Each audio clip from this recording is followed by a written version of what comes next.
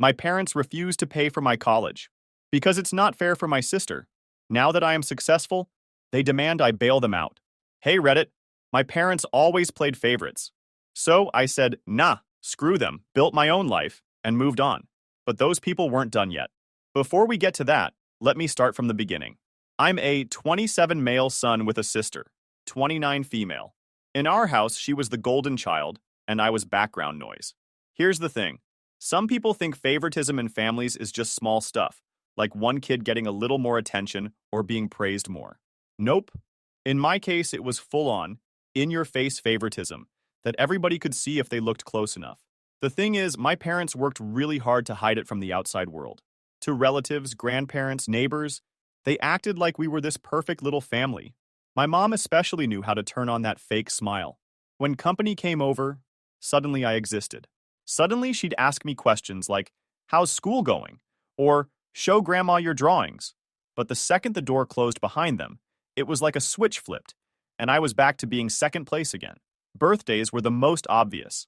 My sister's birthday was always this huge event.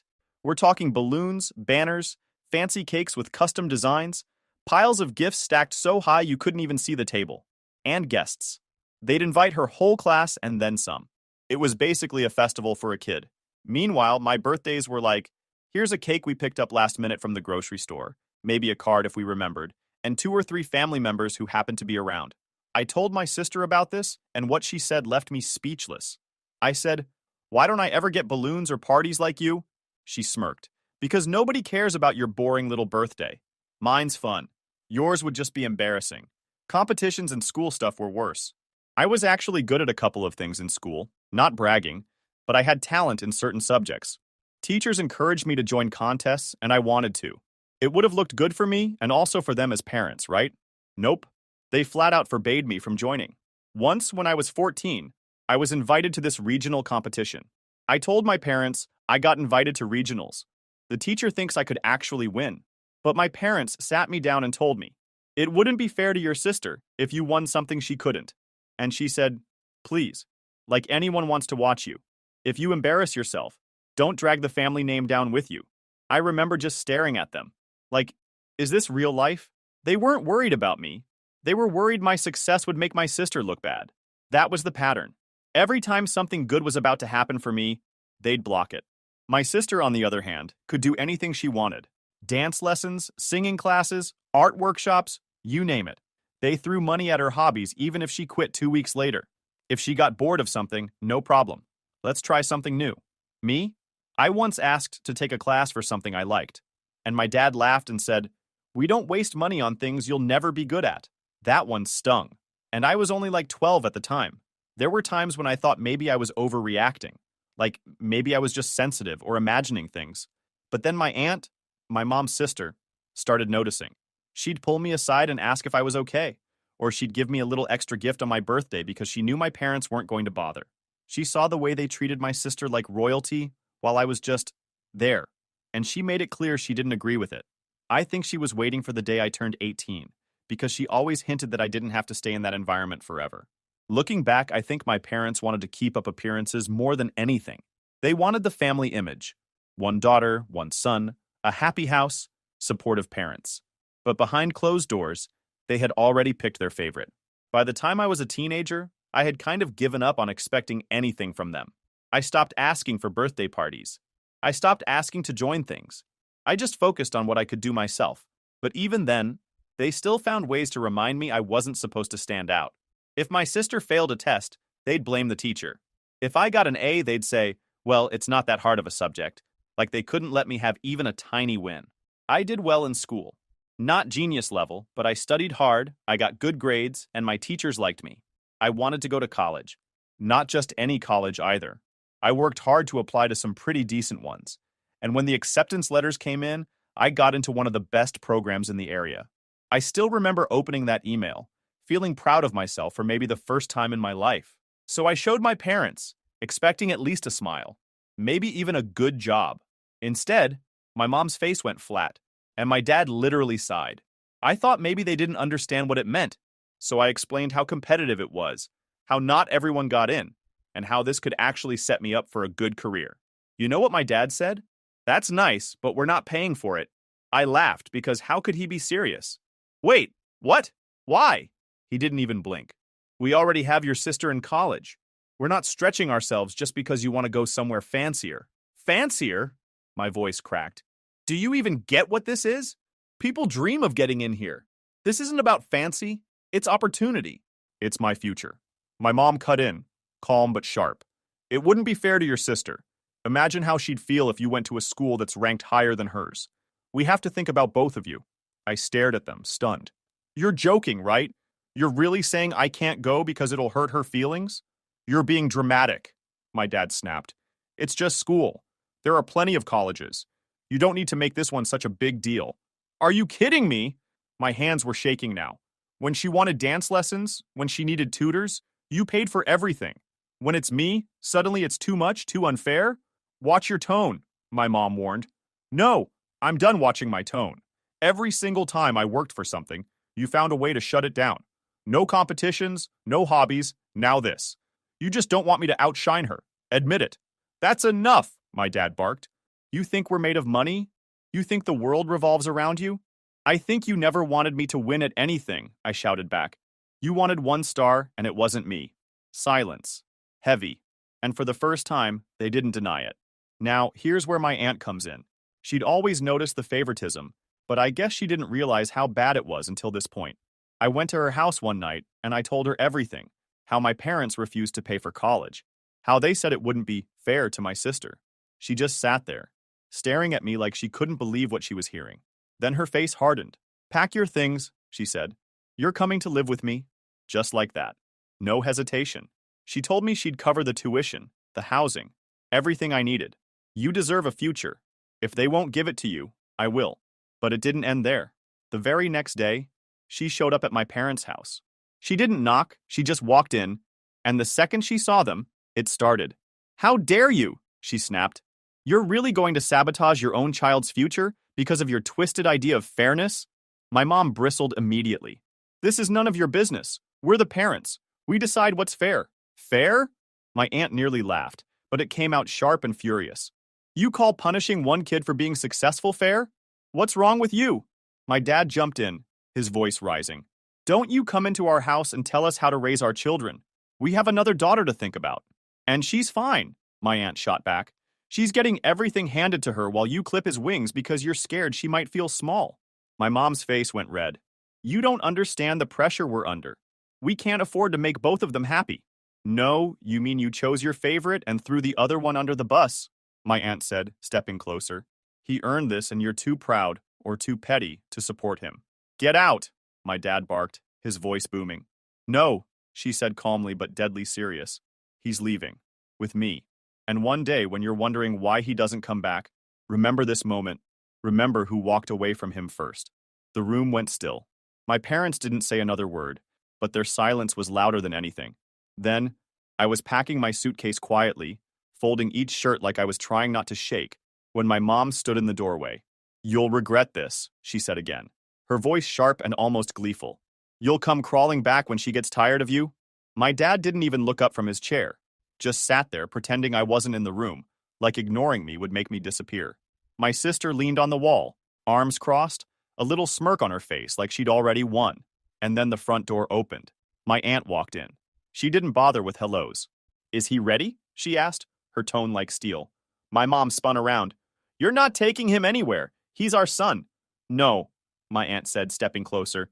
He's a kid you've been holding back for years, and now you're mad because someone finally noticed. My dad stood, finally breaking his silence. You don't come into my house and undermine me. We've raised our children just fine. Fine? My aunt's voice rose. Fine is when you actually support them. Fine is when you don't punish one child because the other can't keep up. You care more about your reputation than his future. My mom's face flushed red. You don't understand the pressure we're under. Stop, my aunt snapped. You've had years to fix this. Instead, you doubled down on favoritism and called it fairness. Well, guess what? He's leaving. And one day, when he doesn't answer your calls, remember this moment. The room was tense, thick with words no one could take back. My parents glared. My sister rolled her eyes, but no one moved to stop me. I didn't even say goodbye. I just picked up my bag, walked out the door, and for the first time felt free. My parents became furious because it made them look bad in front of the family. But they never told anyone the truth. So when I suddenly packed up and moved to my aunt's house, they had to explain why. And they hated that. Living with my aunt was a complete 180. She didn't just pay for my tuition, she gave me a home where I wasn't constantly reminded I was second place. She encouraged me, celebrated my wins, and even on bad days, she reminded me that I mattered. I told her I'd pay her back when I could, and she said, "Don't worry about that right now, son. Just focus on your future." All I could do was smile at her. Then I worked part-time jobs to cover my own expenses because I refused to rely on my aunt for everything. She never asked for repayment, but I wanted to prove I was serious. I shelved books at the library before class, tutored in the afternoons, and stood on my feet in retail all weekend. Most nights, I came home exhausted, still facing hours of assignments. Every dollar went to food, books, and bus fare, sometimes skipping meals just to make it stretch. It wasn't easy, but I wasn't about to waste the chance she gave me. I also made a promise to myself that day. If my parents ever came asking me for help down the line, I would remember this moment. I would remember the way they looked me in the eye and said, "We're not paying for your future because it wouldn't be fair to your sister," and I would never forget it. Moving in with my aunt felt like stepping into another world. It was just different. At her place, I was just treated like a normal person. She didn't make a big deal about it, she didn't baby me, but she respected me. If I did something good, she said, "Good job." If I messed something up, she didn't blow up, she just helped me fix it. And she supported my college decision from day one. She even came with me to orientation, asked questions about housing, made sure I had what I needed. Meanwhile, my actual parents were doing damage control. They told my grandparents I moved in with my aunt just because it was closer to campus and more convenient. They made it sound like it was a mutual decision instead of them refusing to pay for my future. But I didn't bother calling them out publicly. I just focused on school. I had space to think about myself. I worked hard, I studied, and I was actually doing well. Every small achievement felt huge to me, not because of bragging rights, but because it was mine. Nobody could take it away. Nobody could say, "Don't do that. It'll upset your sister." It was just mine. And speaking of my sister, she wasn't doing so well. I'd hear little updates here and there from my grandparents. She had graduated from her program, but instead of actually finding a job in her field, she decided she wanted to be her own boss, which basically meant starting random businesses with no plan. First, it was a small shop, then some online thing, then another project. Every single one of them failed. And every time, my parents bailed her out. Whenever anyone suggested she just get a normal job, she'd roll her eyes and say, "Why should I waste time making coffee for strangers when I can be an entrepreneur?" And when her ventures collapsed, she always had a ready excuse. "The market just isn't ready for my idea," or "If mom and dad had given me more funding, it would have worked." It was ridiculous. She never once considered just getting a regular job. To her, that was beneath her. She wanted to skip straight to being successful without putting in the work. And my parents enabled it, just like they always had. She'd come up with some new business idea, and instead of telling her to be realistic, they'd pour more money into it. Then it'd crash, and they'd act surprised. Rinse and repeat. By the time I graduated, I had more work experience on my resume than my sister did, even though she was older. And when I landed my first real job, it felt like I had finally crossed this invisible line. I wasn't just surviving anymore. I was standing on my own 2 feet. After a couple years, I managed to save up enough for a down payment on a house. Nothing crazy, but it was mine. I'll never forget the day I signed those papers. My aunt came with me and she cried. Not big dramatic tears, but just this proud, quiet moment.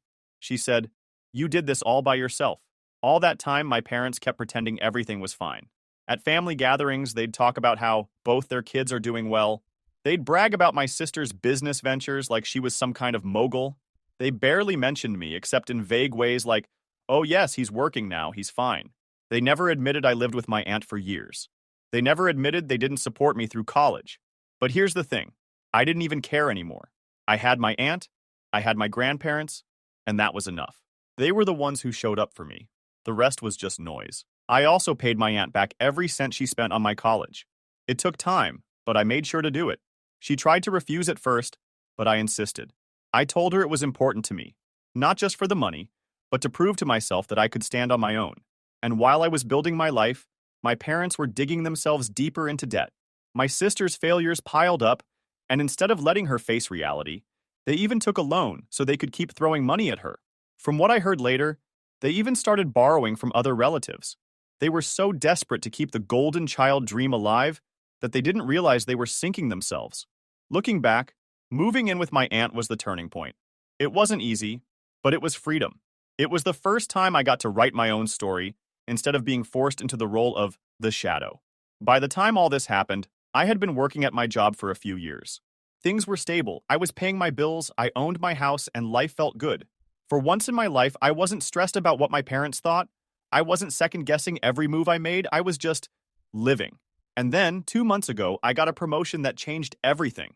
Now, this wasn't some tiny, we'll give you an extra dollar an hour kind of thing. It was a real, proper promotion with a big raise. The kind of raise where you sit there staring at the HR email like, wait, is this real? Did they actually mean to send this to me? I'd worked my ass off for it too. Late nights, extra projects, going above and beyond when nobody asked me to, and it finally paid off. The first people I wanted to tell were my aunt and my grandparents. They were the ones who had supported me from day one, the people who believed in me when my own parents didn't. So I called them up and told them the good news. My aunt cried on the phone. My grandma said she always knew I'd do well. My grandpa told me I deserved it and that he was proud of me. That call meant more than the actual promotion itself. To celebrate, I decided to take them out to dinner. Not just any dinner, but somewhere fancy. The dinner itself was amazing. We laughed, we ate, we talked about all the struggles it took to get there. My aunt kept saying, "See, I told you it would all work out." She's the type who always had faith in me even when I didn't have it in myself. My grandparents were glowing. They told stories about when I was a kid, about how they always saw me as the quiet achiever, even if my parents never acknowledged it. I felt like my effort had come full circle, like I wasn't just surviving anymore, I was thriving. At the end of the night, my aunt snapped some pictures of us at the table. Nothing over the top, just a few happy shots. Later, she posted them on Instagram. She wrote this long caption about how proud she was, how she'd seen me struggle and grow, and how now I was able to enjoy the fruits of my hard work. I didn't think anything of it at first. To me, it was just a sweet post from my aunt. But of course, my sister follows her, and that's when the whole mess started. Apparently, she saw the pictures of us at the fancy restaurant and immediately flipped out. She sent me a message on Instagram. "Wow, must be nice flaunting money while your real family can't even keep the lights on." I stared at the message for a while, trying to process the audacity. This was the first time she had spoken to me in years. Years. Not a "hey, congrats on the promotion." Not a "how are you doing?" Not even a basic "hello." Just straight up entitlement. She saw me doing well, and her first instinct wasn't to be happy for me. It was to demand I share it with them. I told her, I worked for this. Nobody handed it to me. And she replied, "Spare me. You wouldn't even have a degree if Auntie hadn't rescued you. You think you're so special because you got lucky with a job?" Then, my parents jumped in too. They sent me this long message about how they had sacrificed so much for me when I was growing up, and how it was time for me to do my son duty and support them. They said, "We took care of you. Now it's your turn to take care of us." I laughed. The more I thought about it, the angrier I got. Not because they asked, but because of the nerve they had to demand it like I owed them. My sister doubled down. She sent another message calling me selfish and accusing me of abandoning my family. She said I owed her too because apparently all her failed businesses were for the family, and I should be supporting her dreams since I had a steady income. She also said, "If you really cared about family, you'd invest in me. We'd all benefit once I blow up." I thought that would be the end of it, but later I ran into her on the street. Of course, she couldn't just walk by. She had to start something. She crossed her arms and sneered, "Well, well, well, Mr. Big Promotion. Must feel good thinking you're better than the rest of us." I kept my voice steady. "I don't think I'm better. I just worked harder. There's a difference. Please, if I had half the chances you had, I'd be running my own empire by now." She shot back. "Chances?" I raised an eyebrow. "You burned through every chance you were handed. Don't blame me for your laziness." "Laziness!" she scoffed, voice dripping with sarcasm. "I'm an entrepreneur. I don't waste my life slaving at some desk." I smirked. "Entrepreneurs actually build something. You just drain wallets and call it vision. There's a difference." She lifted her chin, trying to sound confident. "You'll regret cutting us off. When my next idea takes off, you'll be the one begging to be in my shadow." I stepped closer. "Number, the only thing I regret is giving you this much of my time. Enjoy your fantasy, but don't expect me to bankroll it. Ever." I turned and started walking away. Behind me, she snapped. her voice rising. "You'll regret this," she screamed. "You think you're better than me now, but you're nothing without us. Nothing." I didn't even look back, just kept walking, leaving her shouting at empty air. The audacity left me speechless. This was the same sister who had gotten everything handed to her on a silver platter while I was told to settle for scraps. And now she wanted me to fund her lifestyle too? I later took screenshots of everything and sent them to my aunt and grandparents. My aunt called me within minutes, absolutely livid. I've never heard her so angry. She told me, "I knew they were selfish, but this is on another level." Then she called my parents directly. I don't know exactly what she said because I wasn't on the line, but from what I heard later, she ripped into them like never before. She laid everything out: how they refused to pay for my college, how they always favored my sister, how they let me move out at 18 instead of supporting me. She said they had no right to ask me for anything, and that they should be ashamed for even trying. Then came the bigger wave. The rest of the family found out. Once my aunt started talking, the story spread. My grandparents on my dad's side called me and asked what happened, so I told them the whole truth too. They were shocked. Apparently, my parents had been asking them for money for years under the excuse of helping the kids. My grandparents thought they were splitting that help between me and my sister. When they found out it had all gone to funding my sister's endless failed businesses while I got nothing, they were furious. They called my parents and cut them off financially right then and there. They told them if my sister wanted to be an adult, she needed to get a job and pay off her debts like everyone else. No more handouts. I didn't even know my grandparents had been giving them money before this. It blew my mind how much my parents had lied to keep up the Golden Child Act. They pretended to everyone that they were supporting both kids equally, when in reality they were funneling everything into one and sabotaging the other. And here's the thing. The second their little secret got exposed, their perfect family image crumbled. Relatives who used to fawn over my sister started side-eyeing my parents. People who thought my mom was this amazing, selfless mother realized she'd been playing favorites the whole time. My sister, of course, blamed me. She fired off another message. I was airing dirty laundry and making the family hate them. Suddenly, I was the villain because I didn't keep quiet. Then she called.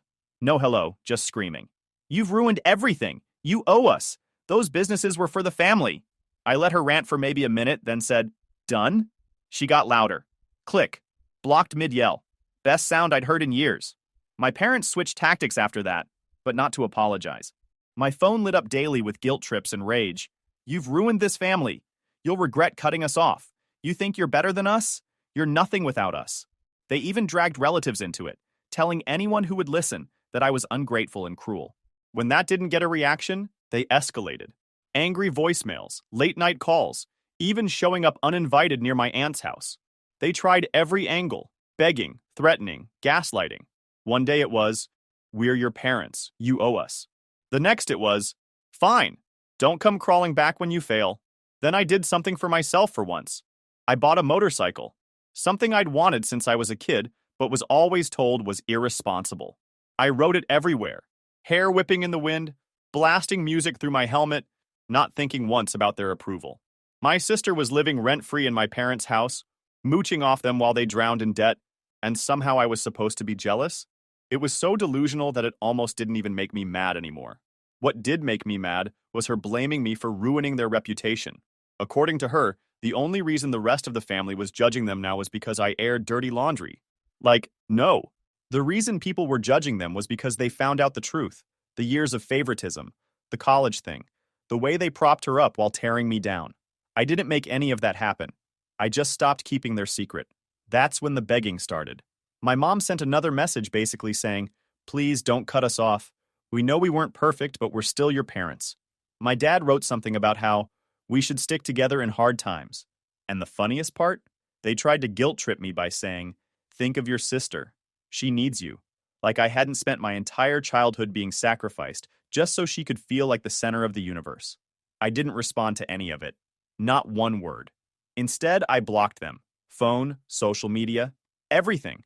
I told my maternal grandparents that I didn't want updates about them anymore.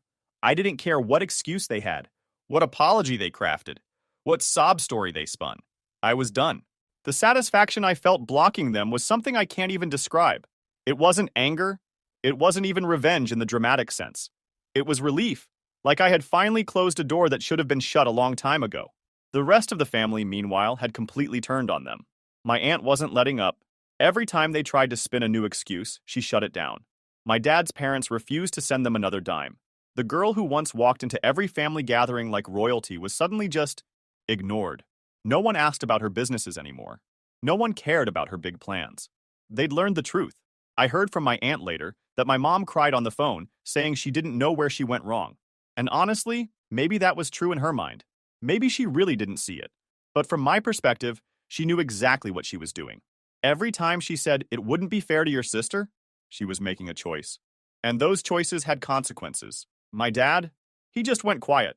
That's what he always did. He'd let my mom and sister run the show and then act like he had no say.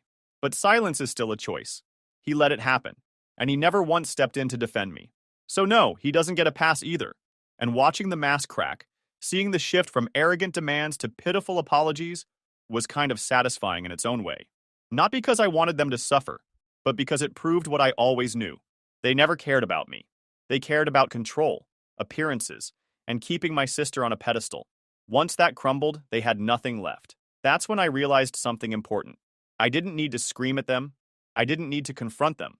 I didn't need to get dramatic revenge. All I had to do was live my life, stay successful, and refuse to save them. That was enough. The irony was almost funny. They spent years holding me back to keep her on top. And now, she was unemployed, drowning in debt, and being judged by the whole family. For once, the truth was out there. Everyone knew who they really were. They couldn't hide behind fake smiles and social media posts anymore. And honestly, that felt better than any revenge I could have planned. I kept hearing little updates, not because I wanted them, but because relatives liked to gossip.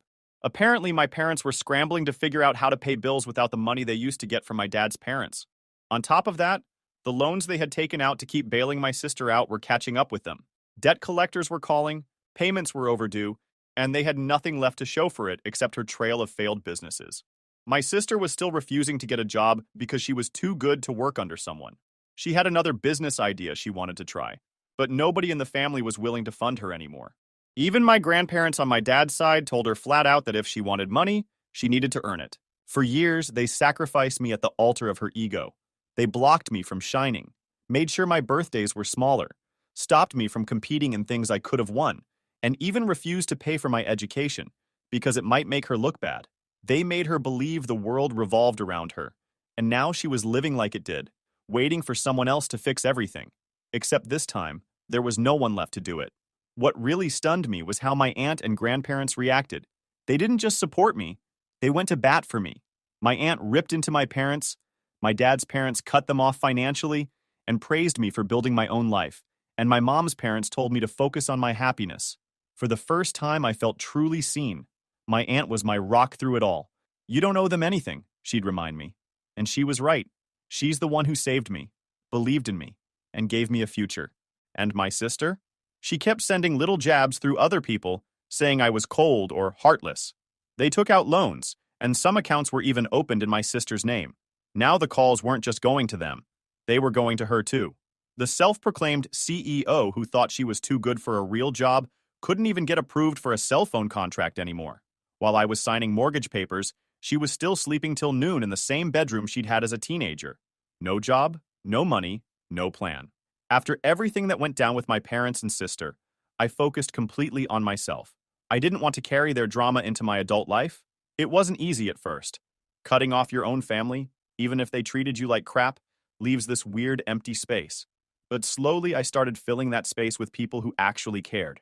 In the end, I didn't need revenge. Karma handled them. I focused on winning at life.